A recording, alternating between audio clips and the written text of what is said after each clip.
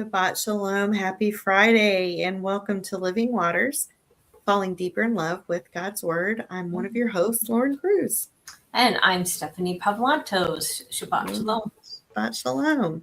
Stephanie, I'll give you a second to share wherever you need to share. I think we got it. Okay. Yep. All right. Well, welcome, and thanks for joining us. And we are continuing through the book of Romans. We are, hopefully we'll get to chapter 7 today. I mentioned to Stephanie, 6 was a shorter chapter. Like maybe we could do a whole chapter, but it's thick. It's got some stuff. It does. It does. It's loaded. Yeah. Because I think there's things in here that we really haven't been taught. So it deserves to be, shared. Like I think so. Understood. Yeah. So we are going through the Torah class, book of Romans, and it is a pretty deep discussion on Paul and the Roman audience, the church that he's writing to, and just a lot. I heard something this week, and I forgot to tell you about it before we got on air. But I was listening to the Bima podcast, which is, I went to Romans 1. Mm-hmm. I don't agree with everything he says, but he has a great podcast. And he was talking about Romans 1, and he was talking about what they talked about as far as homosexuality and all of that. And he goes, this is not the homosexuality that we think of in our day and time. And it was kind of like, I'm going to just give it's a PG-13 warning here, but he says that it was more about positions, that if a woman was in a certain position that is a dominant position, it was actually forbidden for women to be in certain positions in a sexual relationship with their husbands. And that was not allowed because she was acting like a man. Oh, okay. And so he's talking against that was unnatural. And then he also went on to explain that the Romans had a boy. So what they were, these men had a young, I wouldn't say like a little boy, but a younger boy, probably like right before, preteen type of thing. But they were to teach this boy everything it meant to be a man, and not necessarily in a good sense. And so he would speak against that. So these were some of the things that he is speaking against. It's not like he's not talking about trans. He's not talking about, lesbians, so to speak. What he's talking about is inappropriate behavior. Yeah, I would think too, like they didn't have a community like we do, like they didn't have marriages. They didn't have, a gay family or a lesbian family or, so that would not have been a common thing. So they were probably about that. Right. I would agree with that. And probably also temple worship, I think, would be thrown in there as well. And so it was interesting. I hadn't heard some of that. I mean, I had heard that when the Bible's talking about a woman acting like a man, it's in that sense. It's or even I know because a lot of people have talked about even Jonathan and David and all that, and some of the words in that passage are even how Jonathan was taking more of a feminine type of a role, right? And so, but it was a covenant relationship. So and so a lot of the rebuke of not able to use that as an example is because they're trying to nitpick on some word nuances, and so curious. Yeah. So I just thought that was interesting. It is. When I was going back and kind of listening to his view on Romans. Yeah. So. Yeah. Anyway, that's all right. Well, we got up to right before Romans 5:18. So we do have a couple of verses in chapter 5 we need to finish off, and then maybe we can get through 6. I'm not sure, but we wanted to read this section. Both Stephanie and I, of course, have it highlighted, underlined, and circled in our books. And we don't talk about these things before we get on air. We always seem to underline and circle the same. We like the same passages. We do. But there's a reminder here, and I think it's important to remember this because we are going to go into some commonly misunderstood areas and statements in chapter 6. But he says, Paul rightly assumes that anyone reading his letters is directly associated with the congregation to whom he is writing, whether it's Ephesus, Corinth, or Rome. Despite what the institutional church has done with his letters, that is to make them out to be general theological proclamations and teachings applicable to all Christians in all circumstances, this is far from the case. As for centuries, the assertion of theologians has been that when taken together, Paul's letters are an intentional, organized system of Christian theology that Paul is carefully crafting. And he says, I thoroughly deny that this is the case. And, so the statement of, we need to take, and I'm going to say this because this has kind of been a thing that I've really kind of come to understand and agree with, but we are taking more of Paul's statements to frame our theology than even what Yeshua stated. Yeah. And sometimes they seem to contradict each other. They seem to contradict. Right. The more I'm studying Paul, the more I'm thinking, no, they're not really contradicting. But if that is the case, if you want to make the statement of, well, Paul said this and Yeshua said this, I think I would defer to what Christ says, to what our Messiah would say, even over what, Paul would say. Yeah. And I think that even in the Hebrew roots, you have some who deny that Paul is an apostle, deny Paul's writings and his books. And then you've got Christian denominations that's all they'll read because Paul only wrote to the Gentiles. Right. So there's a lot of bad theology around Paul. Yeah. And you have to take it for what it is, understand it in context, and understand that he is talking to individual assemblies. And if you aren't part of that assembly, then it may or may not apply to you. Right. Because he is definitely talking about the things that they have going on or that they need to understand better. So it's just like the whole, women teaching. He was we take that women should be silent and we make it universal. Right.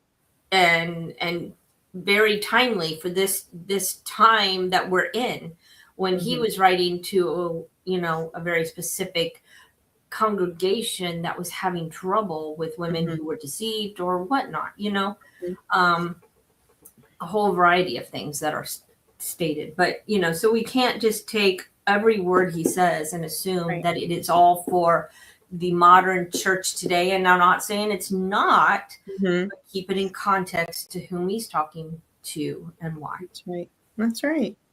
All right. So we're at Romans 5:18. I'm just going to read 5:18 and 19 together because he doesn't have a huge commentary on verse 18.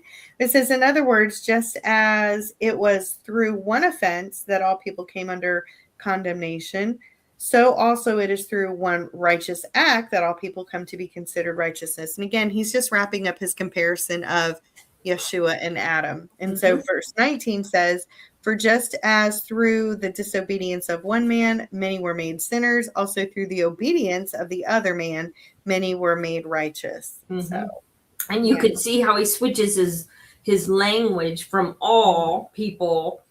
All people came under condemnation, and through Yeshua, all people come to be considered righteous. Well, obviously, all can, but not all do. So then he kind of changes it up in 19 to the word many instead of all. Right. He said, he makes a comment, the author here, he's like, Paul tend to make a very bold statement and then he walks it back a little bit like, okay, now that I've got your attention, let me tell you what I really meant. Right.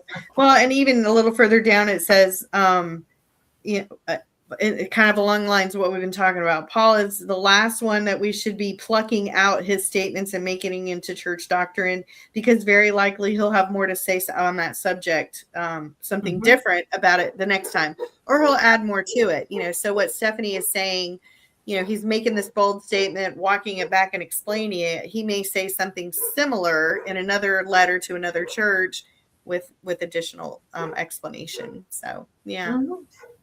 Yeah, and then he kind of goes into some of the doctrine where only some people who will be saved and the remainder won't be, or the saved were in some heavenly lottery and elected or predestined by God to be saved. This is a precept that Calvin held,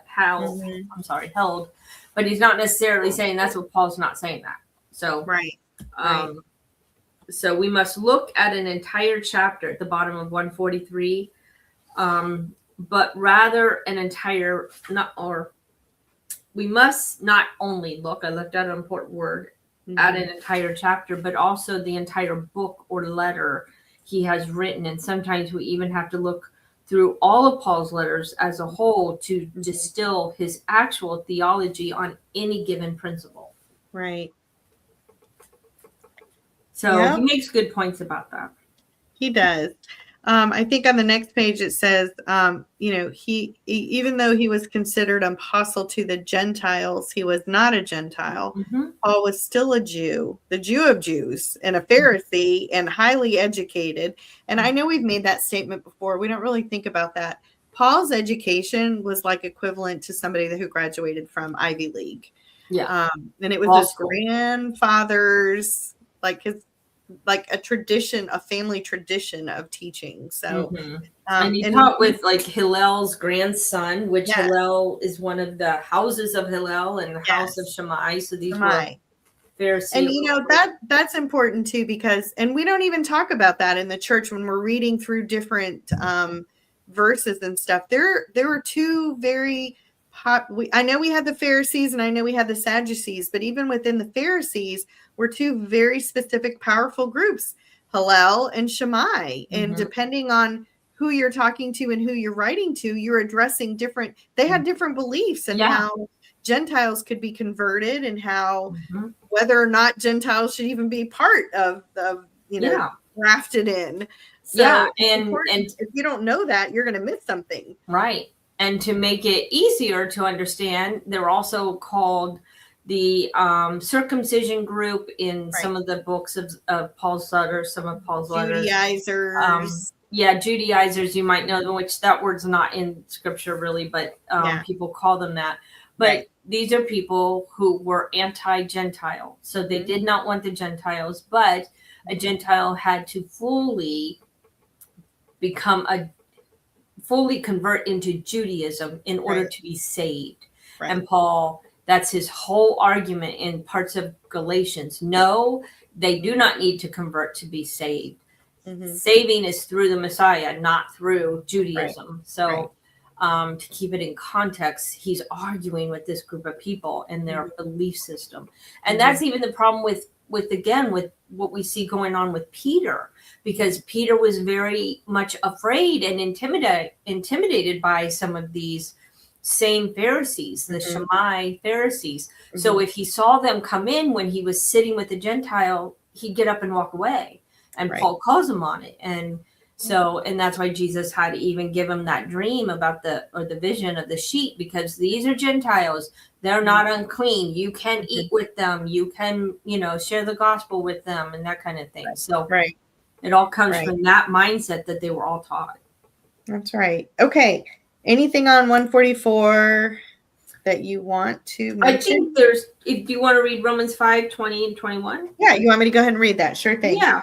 And the Torah came into the picture so that the offense would proliferate, but where sin proliferated, grace proliferated even more. All this happened so that just as sin ruled by means of death, so also grace might rule through causing people to be considered righteous, so that they might have eternal life through Yeshua, our Lord Jesus Christ. And I don't want to read everything, but it says, And the law came into that the transgression might increase, but where sin increased, grace abounded even more. That's the way we're used to hearing it. So he's kind of setting up. No, go ahead. Go ahead. You go ahead. No, I thought this was interesting because I think there's a portion in chapter 6 where he kind of ties all this together.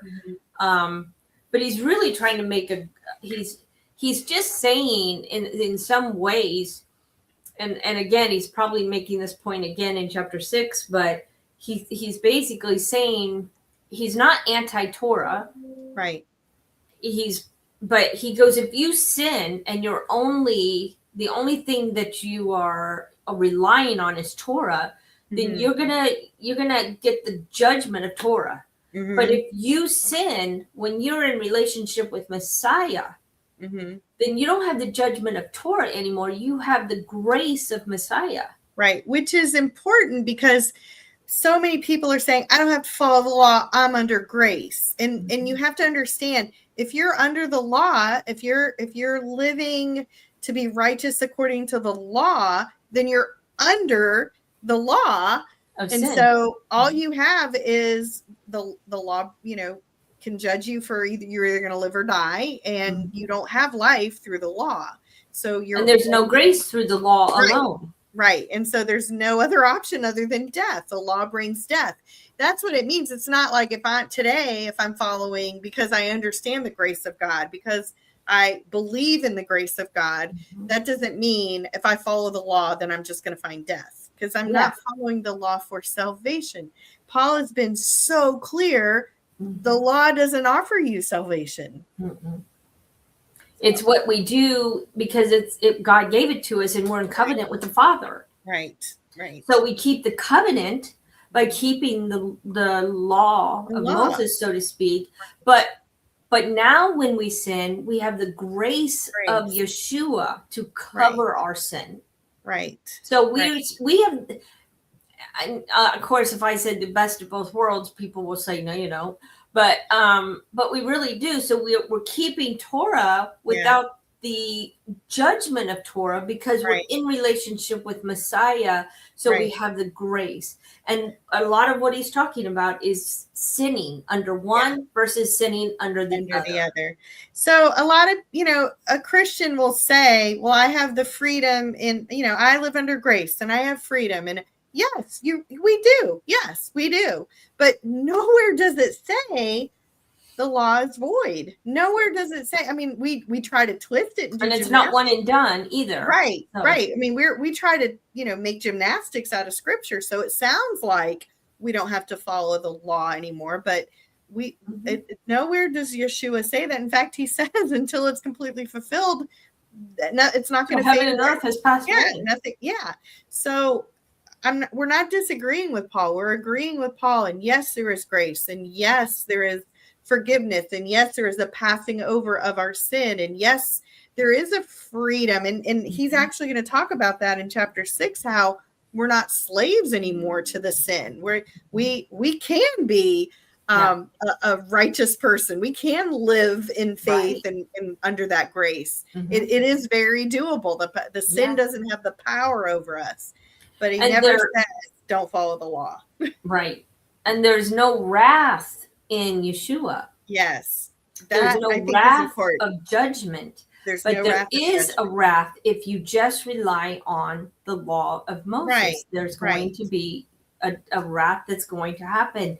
So, I mean, I've had people say, well, I'm going to pray for you that you find, Jesus. And it's like, I'm following Jesus. I'm following Jesus. Yeah. I believe in grace. So it's so hard. I think too, I know there's a lot of division, even in the Hebrew roots, even within the Hebrew roots understanding and messianic believers and whatever they want to call, whatever we want to call ourselves, Torah observant, whatever, pursuant. But I think the fundamental understanding is we follow because we're trying to be obedient, and in relationship, we understand and we believe in Yeshua. We believe in the sacrifice. I mean, I think everybody can agree on that. Yeah. Yeah. And this person makes a comment here. If I can get my cursor to show it. The Jewish people at the time of Jesus and even before, they never had a problem with the Holy Spirit because the Holy Spirit was God. Yeah. You know, so they didn't have a problem with the Holy Spirit. Right. And they still don't have a trouble with the Spirit of God. Right. What they have trouble with is, you know, Yeshua being a man. And so, because they don't see it that way. But I think that we have to understand that, yeah, God is spirit. That is his form, so to speak. So, you know, we don't see him. We don't lay our eyes on him, but we feel his spirit. We feel his presence. But, you know, people have seen Yeshua. You know, I mean, you talk to some children and they have actually seen him. And I've even heard of other people. I mean, I've heard testimonies where, you know, like military men in battles and, you know, whatever. And here comes Jesus, you know. And so, but yeah, so I'm just saying that this is true. They are one and the same, but yes, I agree. All right. Anything on 44, 45? Do you want me to read anything on 45? Well, I have stuff, but you know, let's just skip to 45. He has a first and a second. So they're right in the middle, near the top, third. He said first, so he's talking about Torah, and again talking about what we've been talking about. He actually was talking about the word proliferate or something, abound, I think is the word you use. So he's like, this word means to superabound, to increase super abundantly. It's a word that indicates an extreme amount of growth. So it's hyperbole, which I think that's what we can understand. It's hyperbole, which is just a super exaggeration. Yeah. So he's like, so first of all, this is a great piece of hyperbole. It is also Paul speaking truthfully and accurately about one narrow aspect of a complex subject, meaning the Torah. He knows, as does anyone who seriously studied the Torah, that the Torah was given as a blessing and gift of life by God to his people. And then he just makes a second point. As exaggerated and negative as Paul made this comment about the purpose of Torah, because he made a comment earlier, like, this is going to really upset the Jews who are reading this. He knows it's going to upset them. So he said, nonetheless, it exposes a great truth about humanity. It is that the more we're told what not to do, the more we want to do it. Exactly. And that is our sinful flesh nature, you know. Yeah. So and there's a good paragraph there that starts with the law, but he was basically talking about the natural law, and he refers that again to a lot of the Gentiles as when they're obeying the natural law, that they are essentially obeying God's law. That's right. So. Okay. I don't really have anything else noted on page 145. So we have now officially made it into Romans 6, and we're hoping, but can we do it in 30 minutes? I don't know. Yeah, we'll see. He does a really good job. So before he even jumps into it, we've got like 2 pages setting the stage, because he defines grace and he defines the Hebrew understanding and the words and everything. But grace is the Hebrew word chesed.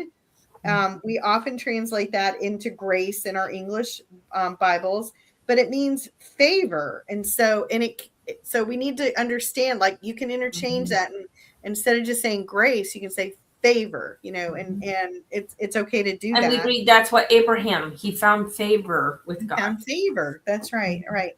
So I have down at the bottom, and I don't want to skip ahead, so if you have anything before this, please jump in, but it says grace involves the notion of favor, but it is Christianity that has taken it one step further to make the definition of grace as unmerited favor. So he has this whole discussion of, for us to receive favor, we like something like he has to look at us and want to give that to us, and want to there has to be a reason. Right. There's got to be a reason for us to have favor or this grace extended. It's not just like, here, let me just pass this out. Everybody, one for you, one for you. Stand in line. Everybody gets it. That's not the case. It's a reward. It's a response to something that we have said or done or been in relation with him. And I've also heard that it's covenant loyalty. That I thought we read a book that explained it that way. Yeah. And that's important because when he's giving us, was that the word? Yeah, loving kindness. Was this? Yeah, I think this was the word. But it's a type of covenant loyalty. And so what is God doing when he gives us grace or mercy or this loving kindness that we might use? He is displaying his covenant loyalty to us. Yeah, I wanted to clarify something because I wanted to, I said, he gives out grace as a response to something. It's still not in response to a works or because I was a good person, I get this great. That's not it. But it's a response to a relationship with him, like an acknowledgement of him and like he's going to join into a covenant. What Stephanie is saying, covenants aren't just passed out. Like there has to be an agreement. Like, yes, I want to be in covenant with you. And so it's not a works. It's not me saying like, hey, look what great thing I did. And I'm obedient. Look at me following the rules. But it's an understanding of, yes, I want to be in covenant with you. And I'm agreeing that I can do my part of the deal. And in response to that, I am given his favor. Yeah, and he even uses the example. He goes, so you walk in the front door and say to your wife, isn't that nice? Our neighbor just did a wonderful favor. And you turn and you walk out of the room. Yeah. And your wife's like, what are you talking about? Can you finish that sentence? Yeah. And so he said, well, what, so the wife goes, well, what did our neighbor do? And so he explains favor or grace must be connected to an identifiable action for it to have any real application or meaning to us. Right. So it's not about works, but it is about an action that, and even if it's our belief, like for Abraham, it was his belief and obedience.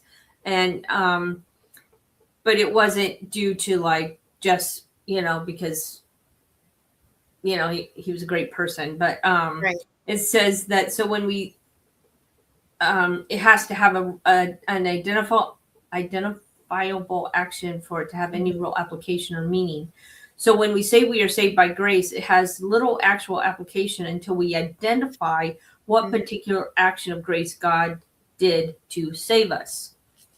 So when we're saved by grace, if we don't qualify it with he saved us by dying on the cross and shedding his blood. Right. And that's the action. That's the action. Right. Yeah, that's the action that he did in order to save us. Right. So he just says that Paul repeatedly uses the term grace. He has a specific action in mind that he has previously identified.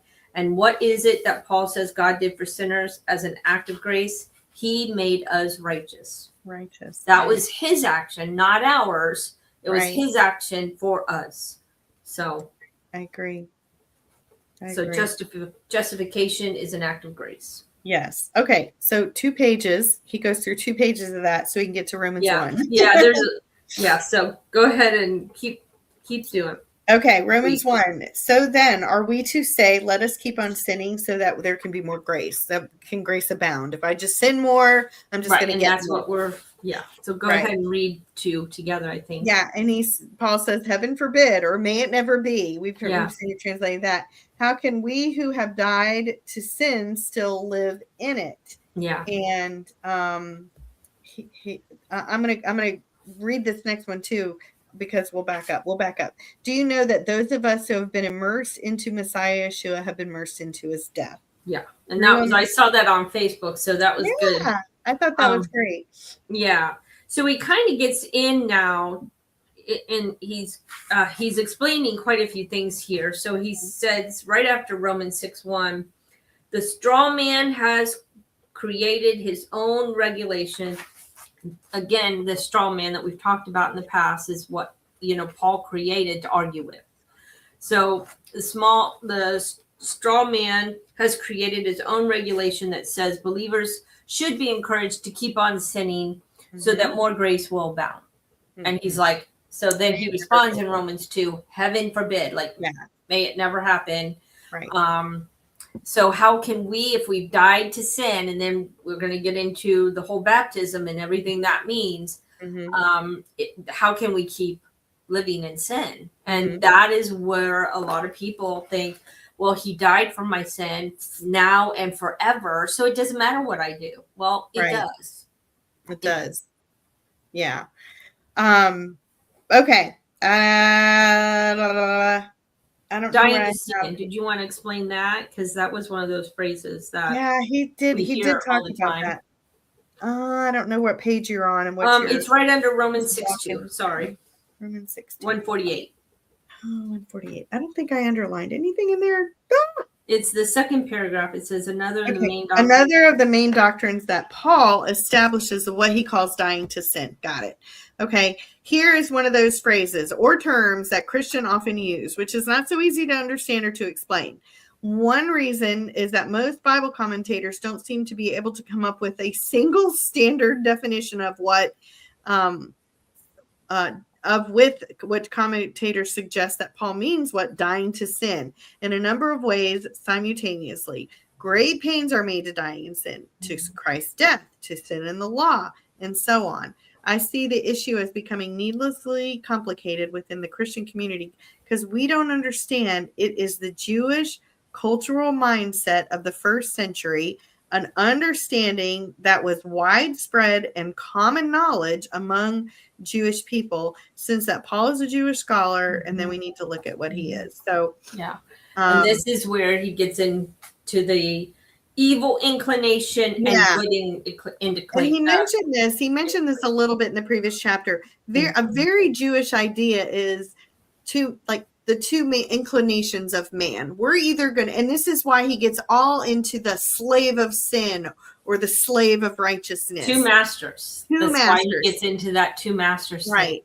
It's a very common, easily understood, popular idea in this century. They, to have two masters. And also to say you're slave to something would have been very insulting and like the worst of the worst, because slavery was the worst of the worst in the Roman Empire. So he's saying the most fundamental Jewish belief, and still is, that mankind is born with two inclinations. It's where we got the idea of the devil on one shoulder and the angel on another shoulder, right? That's kind of where the fundamentals of that. It says all humans have two opposing God-given inclinations with us. The good inclination is that Yitzer Ha Tov. Tov is good, means good. The evil inclination is Etzer Ha Ra. Ra is evil. Right. And so we all have it. It's a God-given inclination. It follows that we also have the freedoms to choose to obey one or the other. This is the Jewish definition of free will and how it's made possible. And in Jewish thought, a human is mastered either by good inclination or in evil inclination. So a master-slave relationship is contemplated, since slavery was a normal and visible part of the Jewish understanding and community of that time. So so he's talking about the two ways or the two masters, and this is a doctrine that is out there, and it has and they base different things about this, and it's a doctrine that we as Christians, Gentile churches, have actually adopted as well. So you have a sin nature and you have a good nature. Right. And dying to sin is not necessarily, there was a comment that dying to sin is knowing right from wrong. No, we know right from wrong. It's just who are we going to follow? Who are we going to throw our hat to and say, yeah, you're going to be my master. You're going to be the one I follow. Right. So we have to die to the evil inclination. Right. So that it doesn't become our master. Right. And if we die to it, then it can't become our master. So we literally have to make a conscious effort that we're not following that way. And it also combines with dying to sin is part of the whole immerse, or baptism type of thing. So you can't be a slave to two masters. This is Matthew 6:24. Right. Where you either hate the one and love the other, or love the second and scorn, or scorn one and love the first one. So you're going to be loyal to one of them. That is Jesus' word. And those are Yeshua's words, right? Yeah. That's Jesus's words. So you can't be a slave to both God and money, because money can be an evil inclination. It can cause us to have evil inclinations. Yeah. So he just goes on that since it is the evil inclination that produces sin, then to walk in sin is to be a slave to the master of your evil inclination. So when we walk in sin, we're making sin our master. This little section kind of struck me. I mean, this whole, and then reading into what baptism really means, it really hit me hard, because he says this inclination or money, and then he puts in quotes, or really the world system. And that's what struck me, because, we're striving, the keeping up with the Joneses, making the money, having a job that you're going to be able to afford, instead of just being a very simpler life. To me, it was a little convicting for me, because I'm like, you're walking in sin if you're striving in the world's system. And I thought that's kind of, because I've put a different master over me, instead of just living a quiet, very simple life. Yeah. And I just wanted to read this last part, but he said, conversely, to die to sin is to acknowledge a change in masters. Right. So we're going to follow our good inclinations. That's right. So you cease being a slave to the evil inclination and become a slave to the good inclination. So I thought that was very definitive of explaining what it means to die to sin.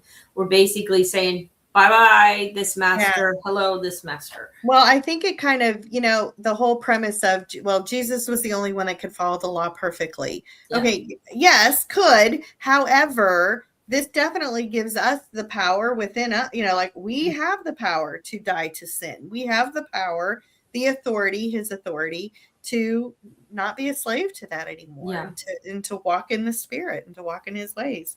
Yeah. He turns the corner then, and this adds to this statement that he's making. Romans 6:3, it says, don't you know that you, those of us who have been immersed in Messiah, Yeshua, have been immersed into his death. And so this argument, this line of thought is continuing. Yeah. Yeah, this was good. And you want to go ahead and just keep going with that? Sure. Yeah. So he's talking about immersion, and everybody knows immersion is like a part of the mikvah. We know all that, but we've turned it into a very different understanding of baptism. And he uses the word baptismo. And I love this. I wrote this down. I even made a social media post about it. It says the word baptismo is a rather common word in that area, but it didn't have religious undertones that we've given. Like if you say baptism, the first thing we're going to think of is church, right? In that time, if you said baptism, that was not the first thing they thought about. Right? No, because the word means immersion. So it means immersion, but it also it's more than a simple dunking. It's not just a little dunk and come back up. It was used in the cloth dyeing industry, which is so cool with Lydia and purple dyeing and all that. I mean, that was a whole nother rabbit trail. But it says an object is put into water or into liquid. And in the cloth industry, it meant to be immerse the cloth into a vat of dye, and the cloth stays there until it takes on the characteristics of that. It takes on the color of the dye.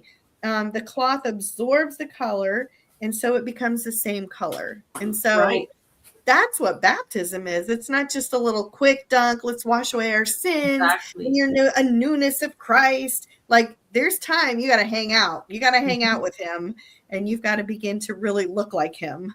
Mm-hmm.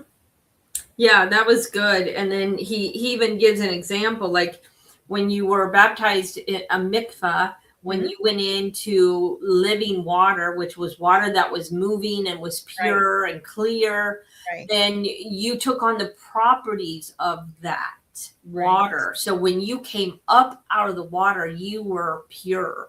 you were, you had rinsed all that stuff away, and now you took on the qualities of that living water. Right. So the same goes when we're baptized in Yeshua.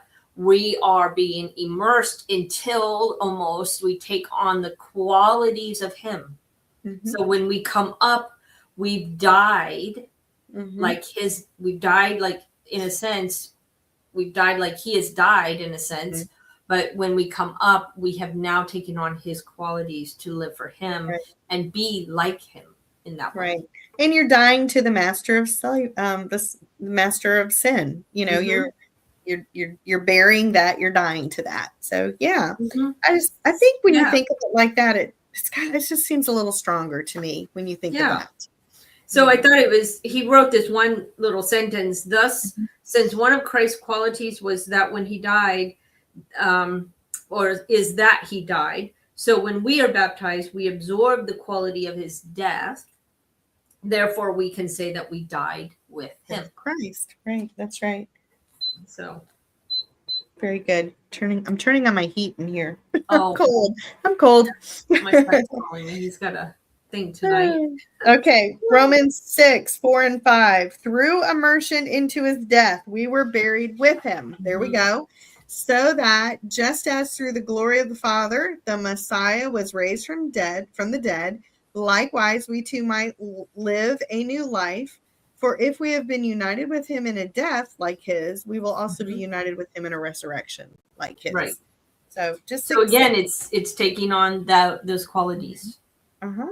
So believers' baptism identifies us symbolically joining Christ on the cross as the means of death, and also of joining him in the grave as the finality of death. Understanding this different symbolism between death and burial will help see what Paul is getting at even more in the next chapter.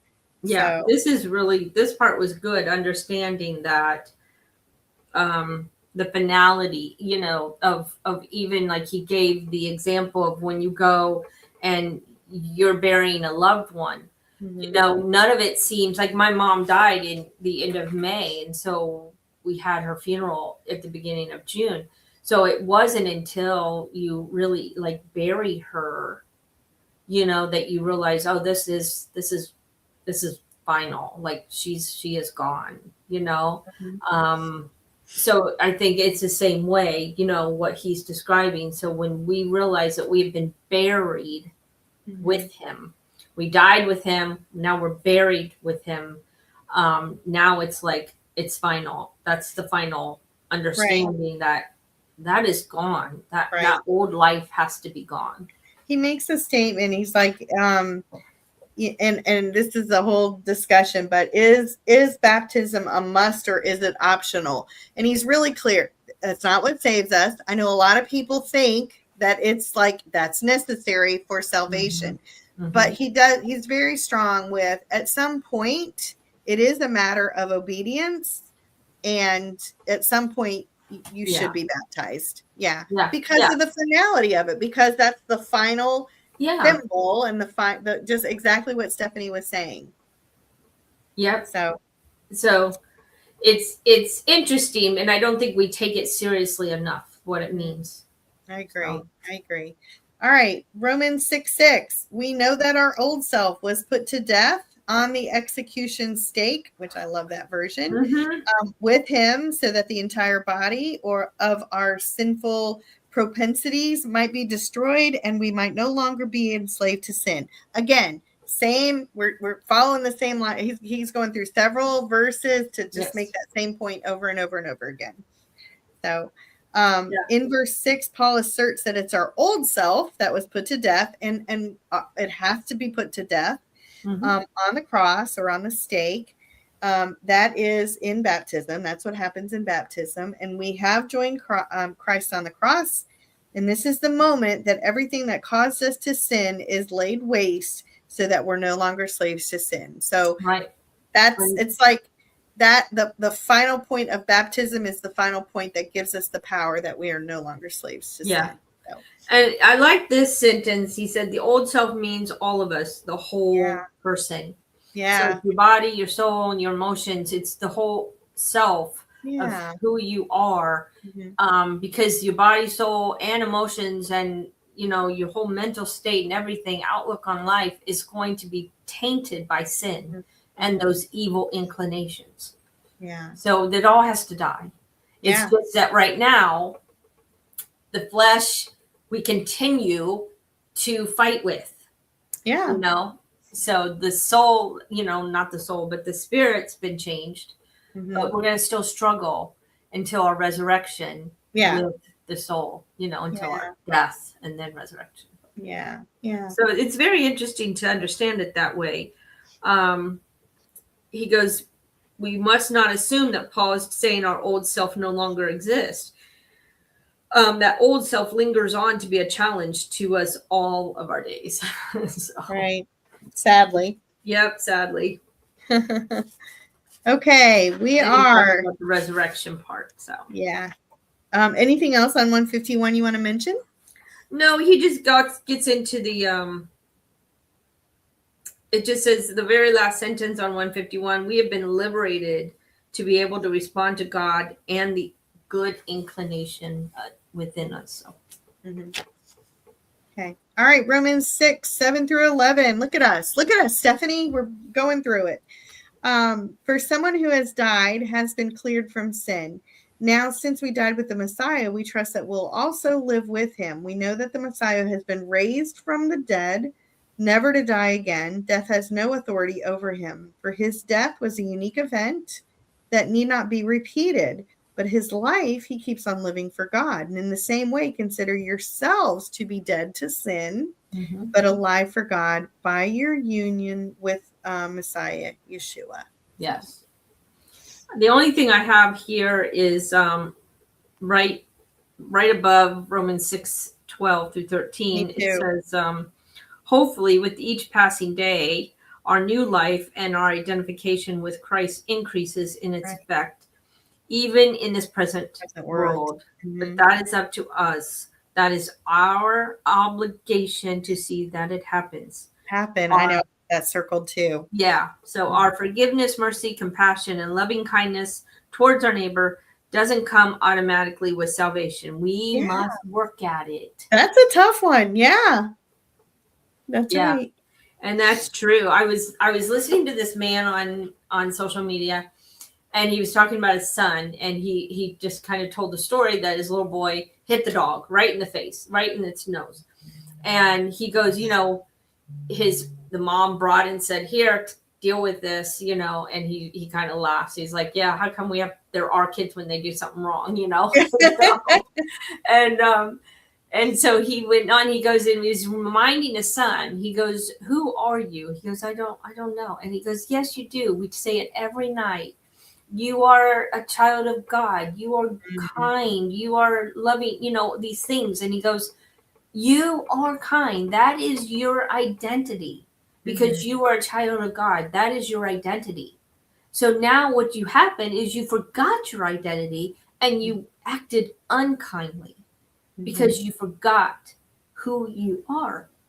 And I thought that was such a great way. He goes, don't shame. He's not a bad boy. He just did something that was unkind. Yeah. And it doesn't make him a bad boy. So we try to take what somebody has done and identify them with what they have done instead of seeing they lost sight of their true identity in Messiah. That's a good one. That'll preach. So that's a good one. Don't be too hard on yourself. You've lost sight. Well, I don't want to jump ahead, but I underlined this little section over on 153 because it goes what you're saying. It says, as believers, we still carry the residue of our past sins with us, and so we behave out of instinct in a knee-jerk reaction more than in relation to our new reality. Yeah, exactly. Yeah, and I'm gonna, as a teacher, because Jeff had a rough day today. He got fussed at because he told a kid to sit down, stop moving around, and he was very firm with this kid. The kid complained, said that he embarrassed him, and so Jeff had to And I said, listen, you weren't wrong. Like, you got to control. You got 40 kids in a class. You got to control the situation. He goes, no. He goes, I could have acted better. And I'm like, oh my goodness. Like, don't you dare think you did something wrong in that matter. He goes, no, I know, I'm the adult. I could have not. And I go, listen, you talk to him just like you talk to your own kids, which you say things quick to even to your own children. Sit down, go sit down, stop talking, but in a school system, you're supposed to have control all the time. So, that was a knee-jerk reaction of getting all your buttons pushed at the same time. Yeah. And you forget for a moment, you lose it for a moment. Exactly. So, yeah. And we all do. It's no one. And that's why don't identify others by that knee-jerk reaction. Yeah. But give them a chance, or at least explain, hey, that is not your new identity. Right. And that's the best way, I thought, to explain it. It's like you lost sight of your identity. Let's get it back. Yeah. So. Yep. I agree. All right. What else? Romans 6, 12 through 13. We didn't read that one yet. 6, 12 through 13. Therefore, do not let sin rule in your mortal bodies so that it makes you obey its desires, and do not offer any part of yourselves to sin as an instrument of wickedness. Mm-hmm. On the contrary, offer yourselves to God as people alive from the dead, and your various parts to God as instruments for righteousness. And so we're dead. We should act dead to sin. And now we should begin aligning ourselves and offering ourselves to our new master. Yeah. And it says right there, do not let sin rule. So for people to say, the devil made me do it. Yeah. Or I don't sin because he's already saved me from my sin. So I'm not sinning. Well, yes, you are. Yeah. When you continually break the 10 commandments, right? Because they haven't gone away. God, Jesus actually quotes from them. So, you can't assume that it's a one and done thing. It is a working it out. Mm-hmm. We must be rid of sin to the best of our ability. We're not going to be perfect. We can't be. We're not. But we have to keep working. I'm not going to react that way. I'm going to respond, not react, and that kind of thing. That's a I'm tough not going to get triggered by this. I don't want that. That's not who I'm going to be. Yeah. So this was a good thing here on 153. It's in this, like the first full paragraph in the middle of the page. It says, in fact, we must fight our lingering sinful tendencies as rebels fight against an evil tyrant. Right. When we feel ourselves slipping back to the behavior and mindset of our old self, which in reality exists for us only as a memory. As a memory. Yeah. Mm-hmm. Interesting. So we have to learn self-control. We have to consciously control what our bodies see, what they hear, what they touch, what they say, what they eat, what they drink, and what they do. And again, it's taking control. And that's, again, we can go over, dietary laws. It was a way. I mean, what was the first dietary law? Do not eat from this tree. Mm-hmm. And he broke it. Yeah. So there's always rules that God has for our bodies, for our souls, for our spirits, all of these things, because he wants us to be pure. Right. Okay, let's roll on. He is offering us Romans 6:14 in different versions. Mm-hmm. I don't know which one I should read. I just read them all. Okay. Yeah. This is the Jewish Bible, which is the one that he's quoting from. Complete Jewish Bible. Yeah, Complete Jewish Bible. For sin will not have authority over you because you are not under legalism, but under grace. Okay. This is the verse that everybody's like, this is it. Okay. Yeah. So one version says, sin will not have authority over you because you're not under legalism, but under grace. Okay. For sin shall not be master over you, for you are not under law, but under grace. Okay. And then the King James Version says, for sin shall not have dominion over you, for ye are not under the law, but under grace. So he shows us different versions on how this has been how it's changed. Yeah. And King James is the least correct here, because there is no the in the original Greek. The law. Yeah. It's just law. Under law. So it's not talking about the law of Moses. The law. Right. Okay.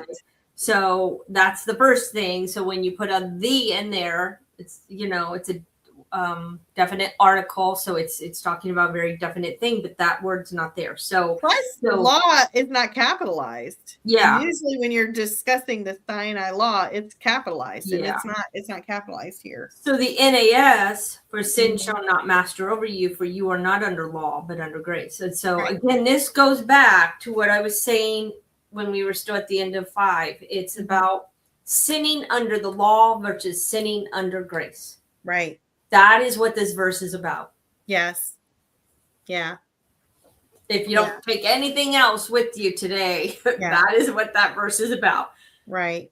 If you're cannot have authority over us. Right. Because we're not sinning under the law or under legalism. Law. Right. We are sinning under grace from now here on out. Once we have Messiah living within us, or the Holy Spirit.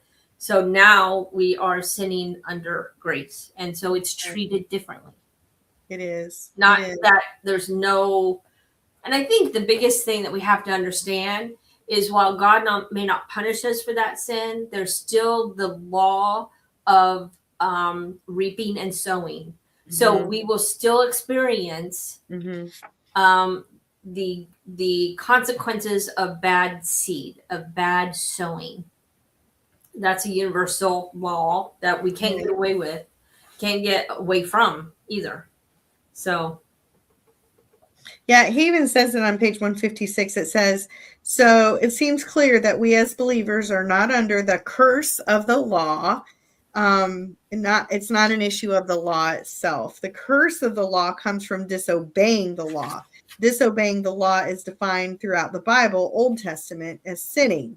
The curse that results from sinning is God's wrath, and God's wrath against us results in our eternal death. Mm-hmm. So we do not have to experience the final determination of God's wrath and eternal death. So we need to stop, but I think we should start on 155 next week because I'd like to talk about that C.E.B. Cranfield's commentary. Okay. All right. Well, we are out of time. We almost did it. Thank you for joining us, and we'll see you guys live next week. I appreciate you guys for joining with us. Thank you. Shalom. Shabbat shalom.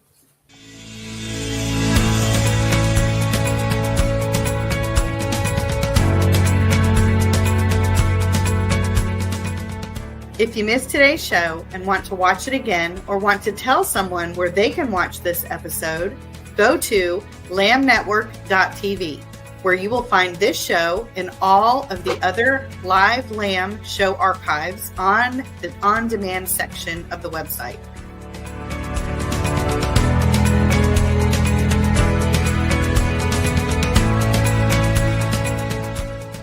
Thank you for watching, and don't forget to tell someone about the Messianic Lamb Network.